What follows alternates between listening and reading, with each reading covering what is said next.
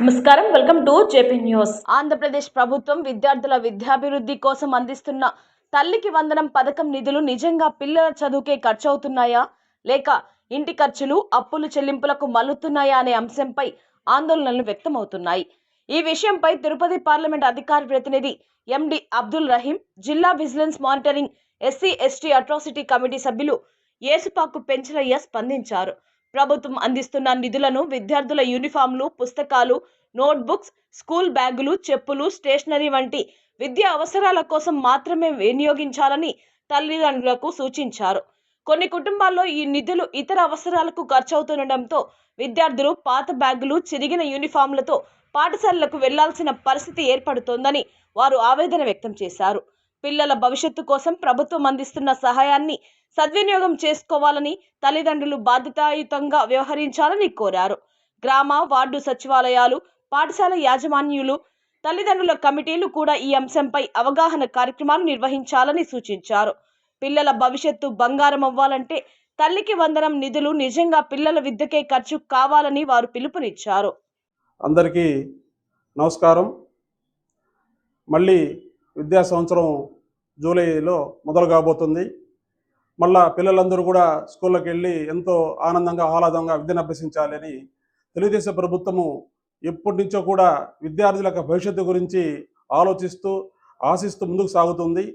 ఆ క్రమంలో తెలుగుదేశం ప్రభుత్వం ఏర్పాటు చేసినప్పుడు దేశంలో ఎక్కడ లేని విధంగా ఒక మధ్యాహ్న భోజన పథకాన్ని తెలుగుదేశం అప్పటి ముఖ్యమంత్రి శ్రీ స్వర్గీయ నందమూరి తారక రామారావు గారు ప్రారంభించి, ఎందుకంటే అప్పట్లో ఆహార భద్రత అనేది చాలా ముఖ్యమైన విషయంగా ఉండింది. చాలామంది కూడా ఆహార విషయంలో వెనకబాడుతున్నందువల్ల అలాంటి వాళ్ళకి కిలో ₹2 బియ్యం ఏర్పాటు చేసి ప్రతి ఒక్కరింట్లో ఆహార భద్రత కల్పించినటువంటి ప్రభుత్వం తెలుగుదేశం ప్రభుత్వం. ఆ దిశగా ఆ రోజు మధ్యాహ్న భోజనాన్ని ప్రవేశపెట్టి అనేక మంది విద్యార్థులని స్కూళ్ళలో చేరే విధంగా, అంటే డ్రాప్ అవుట్స్ లేని విధంగా ప్రయత్నించినటువంటి ప్రభుత్వం తెలుగుదేశం ప్రభుత్వం. దాన్ని కొనసాగింపుగా ఇప్పుడున్నటువంటి మన ముఖ్యమంత్రి నారా చంద్రబాబు నాయుడు గారు మొదటిసారిగా ముఖ్యమంత్రి అయినప్పుడు కూడా విద్య మీద ప్రత్యేక దృష్టిని సారించారు. ఎందుకంటే ఎవరైనా సరే ఒక ఆర్థిక స్వావలంబన చేకూరాలంటే, దేశం కానీ రాష్ట్రం కానీ ముందుకు సాగాలంటే మనిషికి ఆరోగ్యంతో పాటు విద్య, వైద్యం ఉంటారు కదా, అలాగా ముందు స్థానంలో విద్య ఉంటుంది. ఈ విద్యని ప్రోత్సహించే దిశగా మన ముఖ్యమంత్రి నారా చంద్రబాబు నాయుడు గారు ముందుకు సాగుతున్నారు. దాంట్లో భాగంగా ఆయన చేసినటువంటి అనేక సంస్కరణలు ఈరోజు మన యొక్క రాష్ట్ర అభివృద్ధికి తోడ్పడుతున్నాయని చెప్పేదానికి కూడా ఎంతో సంతోషిస్తున్నాము. ముఖ్యంగా ఆ రోజు మన ఆంధ్ర రాష్ట్రం వ్యవసాయ ఆధారికంగా మరియు పారిశ్రామికంగా ఉన్న రోజుల్లో దీన్ని ఒక విప్లవాత్మకంగా, అంటే ఒక ఐటీ రంగాన్ని మన రాష్ట్రానికి పరిచయం చేసి దేశంలో అగ్రగామిగా నిలిపినందుకు చంద్రబాబు నాయుడు గారికి ఇక్కడ ఉన్నటువంటి ఆంధ్ర రాష్ట్ర యువత మరియు విద్యార్థి తరఫున అందరూ ధన్యవాదాలు తెలియజేస్తున్నారు. ఎందుకంటే ఆ రోజు మన హైదరాబాదు రాజధానిగా ఉన్నప్పుడు అక్కడ ఒక ఐటీ రంగాన్ని ఏర్పాటు చేయాలని చెప్పని ఎన్నో కొండలు, గుట్టలున్న ప్రదేశాన్ని ఒక ఐటీ హబ్గా మార్చి దాన్ని ఈరోజు ముందు తీసుకెళ్ళి ఈరోజు మనం ఒక తలమానికంగా రాష్ట్రంలో చెప్పుకోగలుగుతున్నాం, దేశంలో ప్రత్యేకంగా నిలబెట్టగలుగుతున్నాం అంటే హైదరాబాద్ ఐటీ రంగం. ఆ రోజు గత ప్రభుత్వం ఉన్నటువంటి వాళ్ళు కూడా ఎన్నో రకాలుగా కామెంట్ చేశారు, చంద్రబాబు నాయుడు గారు వ్యవసాయాన్ని దండగా అని చెప్పని ఐటీని ముందు తీసుకెళ్తున్నారండి. కానీ ఒకే ఒక మాట చెప్తాను, ఆ రోజు ఎవరైతే చదువుకొని ముందుగా వచ్చి ఐటీలో చేరారో వాళ్ళు భారత ప్రభుత్వంలో అత్యధికంగా శాలరీ తీసుకోవడం అప్పట్లో 80 నుంచి ₹1,00,000 ఉండేది. కానీ ఐటీలో తెచ్చిన మార్పు వల్ల ఈ విద్యార్థులు ఆ రోజు చదివినటువంటి నైపుణ్యం, టెక్నికల్ ఎడ్యుకేషన్ మీద అప్పట్లోనే 50,000 నుంచి ₹1,00,000 దాకా జీతాన్ని పొందే విధంగా ఏర్పాటు చేసినటువంటి నాయకుడు శ్రీ నారా చంద్రబాబు నాయుడు గారు. అలాగే ఈ 2024-29 కాలంలో ఆయన ముఖ్యమంత్రిగా జరిగినప్పుడు ఆయన ప్రజలకు ఒక మాట ఇచ్చారు, విద్యార్థులకు కూడా ఒక మాట అందజేశారు. ఏమన్నారంటే, గత ప్రభుత్వంలో ఏ విద్యార్థి చదువుకుంటాడో ఆ విద్యార్థికి 15,000 లెక్కన ఇస్తామని చెప్పి మాట తప్పి ఆ ఇంట్లో ఎంతమంది ఉంటే వాళ్ళకందరికీ కాకుండా ఒకడే చదువుకోవాలా, మిగతా వాడు పని చేసుకోవాలనే విధంగా ఆ ప్రభుత్వాలు చేసినటువంటి చర్యకు ప్రతిచర్యగా ఈసారి మన కూటమి ప్రభుత్వం ఇచ్చిన వాగ్దానం మేరకు తల్లికి వందనం అనేటువంటి ఒక గొప్ప పథకాన్ని తీసుకొచ్చి రాష్ట్రంలో ఆ ఇంట్లో ఎంతమంది పిల్లలు ఉన్నారో, పేద పిల్లలు ఎంతమంది ఉన్నారో ఆ పిల్లలందరూ కూడా చదువుకుంటే వాళ్ళ అకౌంట్లో, ఆ తల్లిదండ్రుల అకౌంట్లో ₹15,000 ఇచ్చినట్టుగా ఏర్పాటు చేయడం జరిగింది. దానిలో ముఖ్యంగా ఈ రోజు గూడు నియోజకవర్గంలో అత్యధికంగా ఒక కుటుంబంలో 7 మంది పిల్లలు ఉంటే ఆ 7 మందికి 15,000 లెక్కన వాళ్ళకి జమ చేయడం కూడా జరిగింది. ఆ కుటుంబం ఎంతో ఆనందంతో పిల్లలందరూ చదివించుకోవాలనే ఉద్దేశంతో కూడా వాళ్ళు ఆలోచన చేయడం జరిగింది. దానికి తోడ్పాటుగా సమాజంలో ఉన్నటువంటి అనేక మంది ఉపాధ్యాయులు కావచ్చు, సహచరులు కావచ్చు, సాంఘికవాదులు కావచ్చు, అందరూ కూడా వెళ్ళి పిల్లల్ని చదివించాలని చెప్పి వాళ్ళని ప్రోత్సహించినప్పుడు ఈ డబ్బులు వస్తున్నాయి కాబట్టి చదివించడం చెప్పడం కూడా జరిగింది. అన్ని విధాలుగా అన్ని రకాలుగా బాగుంది, కానీ అందరూ కూడా ముందుకు వెళ్తున్నారు, చదువుకుంటున్నారు. కానీ ఈ యొక్క పథకాన్ని ఒక ప్రభుత్వ విద్యార్థులకే కాకుండా ప్రైవేటు పాఠశాల విద్యార్థులకు కూడా ప్రభుత్వాన్ని అమలు చేయడం కూడా దేశంలో ఒక గొప్ప కార్యక్రమంగా చెప్పొచ్చు. దీనికోసంగా సుమారుగా మన రాష్ట్రం నుంచి 60 లక్షల మందిని ఎంపిక చేసి వాళ్ళకందరికీ కూడా ఈ పథకాన్ని అమలు చేయడం జరుగుతూ ఉంది. దీనికందరికీ కూడా ముందుకొస్తున్నటువంటి మన విద్యాశాఖ మంత్రి నారా లోకేష్ గారి యొక్క వినూత్న ఆలోచనలకు ప్రతిరూపమే ఈ తల్లి కొందన పథకం అని కూడా మనం చెప్పుకోవచ్చు. అదేవిధంగా ఎంతో నిబద్ధతతో, ఎంతో నిష్ఠతో మన రాష్ట్రం బాగుపడాలా, ముందుకు వెళ్ళాలా, వీళ్ళందరూ అందరికీ మార్గదర్శకం కావాలా, దేశంలోనే కాకుండా ప్రపంచంలో అగ్రగామిగా నిలవాలనేటువంటి ఆశిస్తున్నటువంటి మన ప్రభుత్వానికి, మన నాయకులైన చంద్రబాబు నాయుడు గారికి, విద్యాశాఖ మంత్రి లోకేష్ గారి యొక్క ఆలోచనకు అనుగుణంగా కొంతమేర మనకు తెలియని కుటుంబంలో కొన్ని పొరపాట్లు జరుగుతున్నాయని చెప్పని కూడా దృష్టికి రావడం జరిగింది.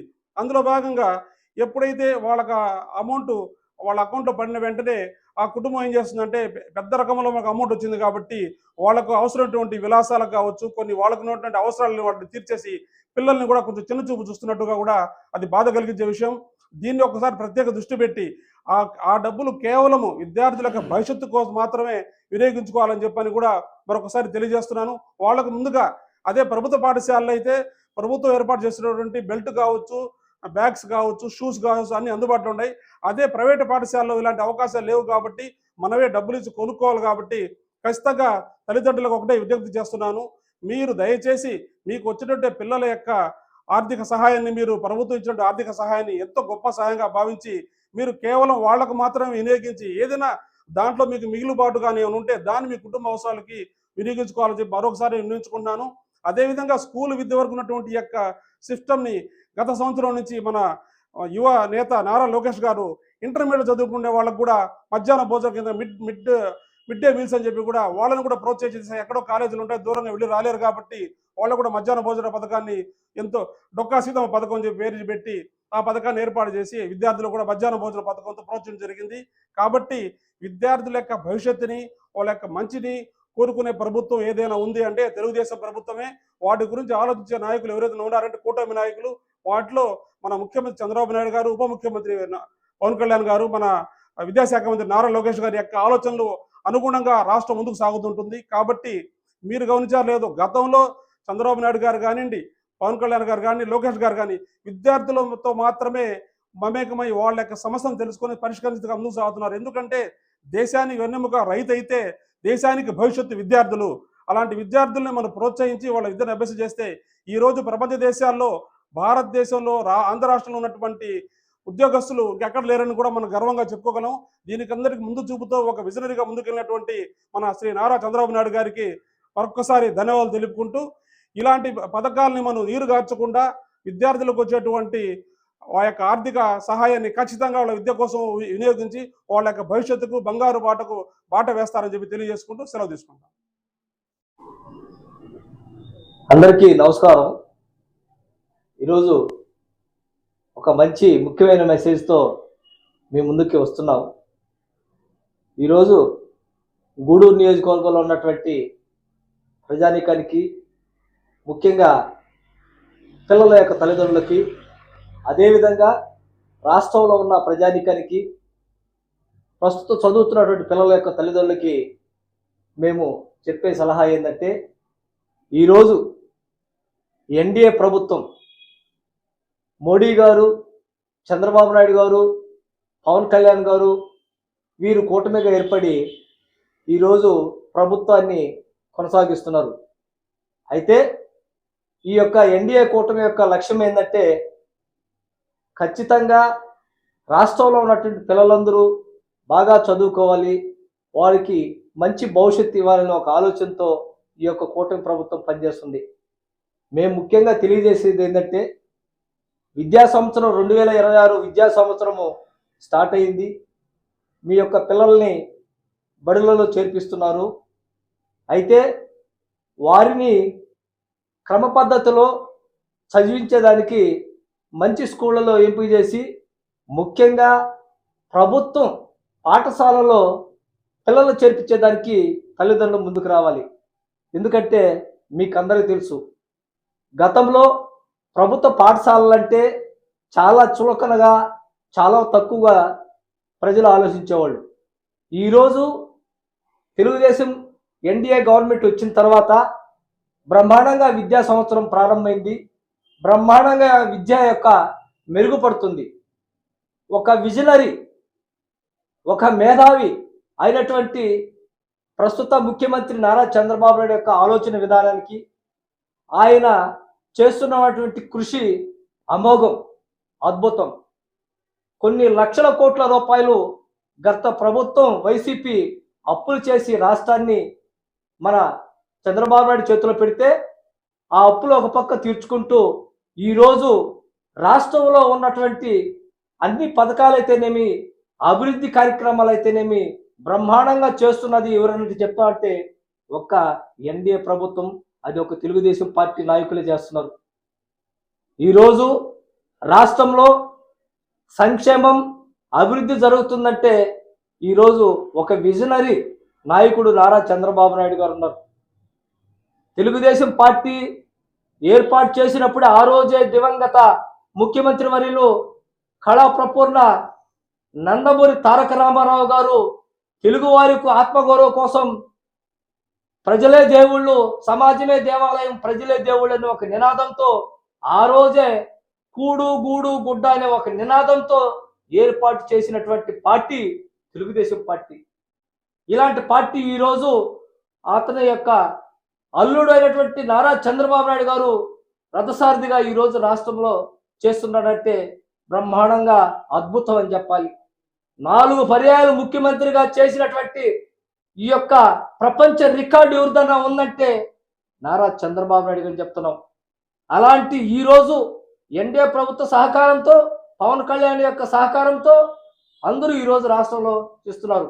అంతేకాకుండా విద్యకు సంబంధించి ముఖ్యంగా మన విద్యాశాఖ మంత్రి వర్యులు, ఐటీ మినిస్టర్ అయినటువంటి నట యువ కిషోరం నందమూరి లోకేష్ బాబు ఈరోజు విద్యా వ్యవస్థని ప్రక్షాళన గావించి కరెక్ట్ అయినటువంటి ఒక సరైనటువంటి రూట్లో వేసేసి ఈ యొక్క విద్యా వ్యవస్థలో మార్పులు తీసుకొచ్చినటువంటి వ్యక్తి ఎవరైనా ఉన్నారంటే అది నారా లోకేష్ బాబు గారు. ఆయన ఈరోజు ప్రభుత్వంలో చదువుతున్నటువంటి, ప్రైవేట్ స్కూల్లో చదువుతున్నటువంటి పిల్లలకి వారికి సంబంధించినటువంటి తల్లికి వందనం ప్రతి సంవత్సరం ఏటా 15,000 రూపాయలు ఇవ్వడం జరిగింది. అదేవిధంగా బిడ్డల భవిష్యత్తు కోసం వాళ్ళకి యూనిఫామ్ ఇస్తున్నారు, అదేవిధంగా వాళ్ళకి బ్యాగులు ఇస్తున్నారు, వాళ్ళకి అదేవిధంగా డొక్కా సీతమ్మ గారి యొక్క పథకంతో, పవన్ కళ్యాణ్ గారి యొక్క రూపకల్పనతో ఈరోజు ప్రతి స్కూళ్ళలో కానీ, ప్రతి కాలేజీలో, ఇంటర్మీడియట్ కాలేజీలో కానీ డొక్కా సీతమ్మ పథకం ద్వారా మధ్యాహ్నం భోజనాలు అమలు చేస్తున్నారు. ఇలాంటి మంచి పథకాలు తెస్తున్నారు. మీరు మొన్నే చూశారు, లాస్ట్ విద్యా సంవత్సరంలో 10వ తరగతిలో రిజల్ట్ వచ్చినప్పుడు ఆ రోజు అందరూ అవాక్కయ్యారు. రాష్ట్రంలో ఉన్న ప్రజానికి అందరూ కూడా సరే అవాక్కయ్యారు. ఎందుకని? ప్రభుత్వ పాఠశాలలో చదివినటువంటి విద్యార్థులు ఒక రాష్ట్ర స్థాయిలో ర్యాంకులు రావడం ఏంది ఆశ్చర్యం కలిగింది.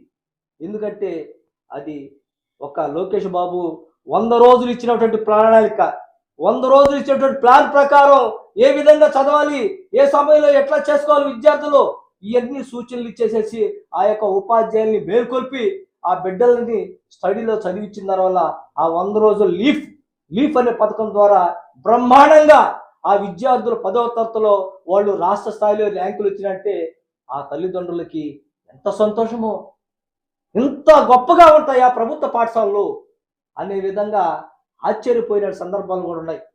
ఎప్పుడైనా ఇన్ని సంవత్సరాలలో ఇప్పుడు కూడా సరే రాష్ట్ర స్థాయిలో కానీ ఎప్పుడైనా పత్రికల్లో మెయిన్ పేజీలో ఫలానా గవర్నమెంట్ విద్యార్థులు రాష్ట్ర స్థాయిలో ర్యాంకులు సాధించారంటే ఎప్పుడైనా పేపర్లో వచ్చిన సందర్భాలు మనం ఎప్పుడైనా చూసామా? మెయిన్ ఎడిషన్లో అది ఒక నారా లోకేష్ బాబు గారి యొక్క విద్యాశాఖ మంత్రిగా ఉన్న సందర్భంలో వచ్చింది.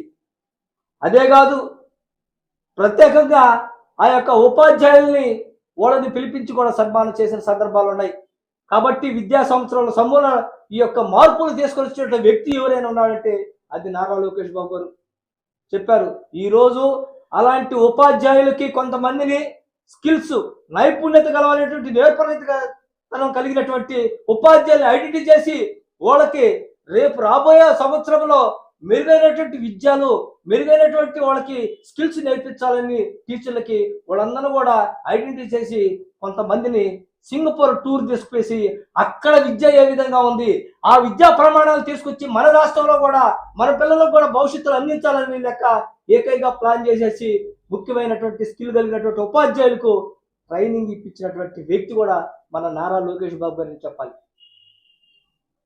కాబట్టి ఈ విధంగా ఈరోజు విద్యార్థుల కోసము ఈ యొక్క ప్రభుత్వం పనిచేస్తుంది. కాబట్టి మనం కూడా తల్లిదండ్రులకు మనం ఆలోచించాల్సిన విషయం ఒకటే, మనకు ప్రతి సంవత్సరం తల్లికి 100 డబ్బులు వేస్తున్నారు. ఈ డబ్బులని వేరే వేరే వాటికి ఖర్చు పెట్టకండి దయవుంచి. అప్పుల కోసమో లేకపోతే ఇంట్లో సామాగ్రి తీసుకోవడం కోసమో ఇవన్నీ ఖర్చు పెట్టకుండా ఖచ్చితంగా ప్రభుత్వం ఇచ్చినటువంటి ఆ యొక్క తల్లికి 100 డబ్బుల్ని ఆ బిడ్డల చదువులకే, ఆ చదువులు పుస్తకాలు కొనుక్కునేదానికే వాటికే ఖర్చు పెట్టాలని చెప్పి కూడా మా యొక్క పిల్లల యొక్క తల్లిదండ్రులకు అందరూ కూడా సరే మేము విన్నవించుకుంటాం. కాబట్టి రాబోయే రోజుల్లో బిడ్డలు ఈ రోజుకి నేటి పౌరులే రేపటి పౌరులు. రేపు ప్రతి ఒక్క విద్యార్థి అభివృద్ధి చెందాలన్నా, రేపు యువత రాజకీయాల్లో రావాలన్నా, ఈ యొక్క రేపు శాసించాలన్నా కూడా సరే. కాబట్టి విద్యా వ్యవస్థ బాగుండాలి, బిడ్డలు బాగుపడాలి లక్ష్యంతో ఈరోజు రాష్ట్ర ప్రభుత్వం నిలుస్తున్నటువంటి ఈ యొక్క విషయాన్ని మీకు అందరూ గుర్తు చేసినాం.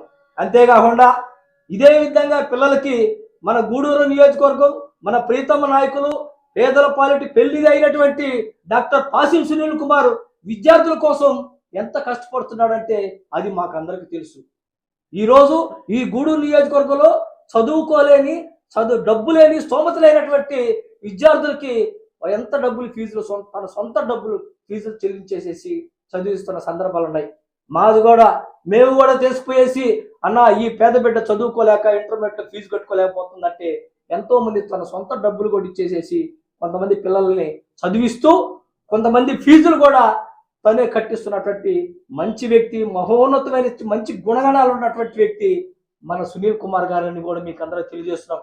ఈ రోజు నా నియోజకవర్గంలో ప్రతి బిడ్డ చదువుకోవాలి, ప్రతి పౌరుడు వాడు రేపు భావి తరాల భవిష్యత్తుకి ఉపయోగపడాలనే లక్ష్యంతో ఈరోజు ఏవైతే లోకేష్ గారు, చంద్రబాబు నాయుడు గారు, ఎన్డీఏ కూటమి ఆలోచిస్తుందో అదే విధంగా గూడూరు నియోజకవర్గంలో మన గూడూరు మన సునీలంతో నా విద్యా సంవత్సరం కానీ నా జన్మ కానీ ఇక్కడే పుట్టాను, ఇక్కడే పెరిగాను కాబట్టి నేను నా నియోజకవర్గ ప్రజలకి నేను ఉపయోగపడాలని ఒక మంచి సంకల్పంతో ఈరోజు రాజకీయాలకు వచ్చి ఒకసారి చైర్మన్గా 2 సార్లు ఎమ్మెల్యేగా వేసేసి ఈరోజు గూడూరు అభివృద్ధి కోసం, గూడూరు యొక్క భవిష్యత్తు కోసం ఈరోజు పనిచేస్తున్నటువంటి మన నాయకుడు, మంచి మనసు కలిగినటువంటి మన డాక్టర్ పాసిం సునీల్ కుమార్ గారు కూడా ధన్యవాదాలు తెలుపుకుంటూ ప్రతి ఒక్క తల్లిదండ్రులు కూడా ఈ విషయాన్ని పరిగణలో తీసుకునేసి మీ బిడ్డల్ని ఖచ్చితంగా ఎక్కువగా గవర్నమెంట్ స్కూల్కి వెళ్ళండి.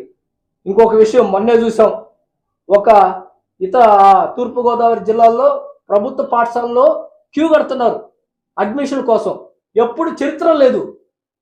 ఇదే లోకేష్ బాబు గారి యొక్క ముందు చూపు, నారా చంద్రబాబు నాయుడు యొక్క ఆయన యొక్క యుక్త శక్తులు, ఆయన యొక్క మేధా సంపత్తితో ఈరోజు జరుగుతుంది. కాబట్టి దయవుంచి తల్లిదండ్రులందరూ కూడా సరే ప్రభుత్వ పాఠశాల పంపించండి. వచ్చినటువంటి తల్లికి 100 డబ్బుల్ని ఆ బిడ్డల కోసమే ఉపయోగించాలని చెప్పేసి తల్లిదండ్రులందరికీ కోరుకుంటూ